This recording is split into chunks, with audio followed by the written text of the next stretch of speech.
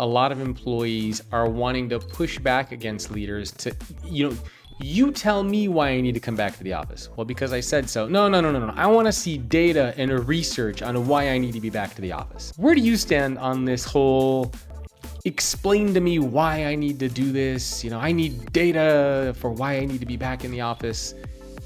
Have we gone too far with employees being able to kind of ask and justify these things?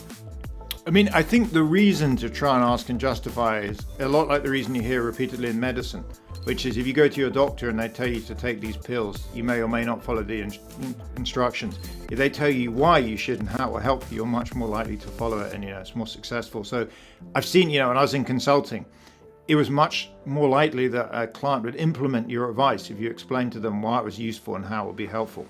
So for CEOs, of course, they are under command and control, and they can tell you if you don't listen to their advice that you're going to fire them, and that may work, but you're probably going to get higher compliance with whatever you want to do and greater buy-in if you also explain at the same time, because it kind of forestalls any type of pushback. So if it were me, the more that I could explain my reasoning, the better. Now, I don't have to, but it's going to mean that my, not so much orders, but my mandates are more likely to be complied with.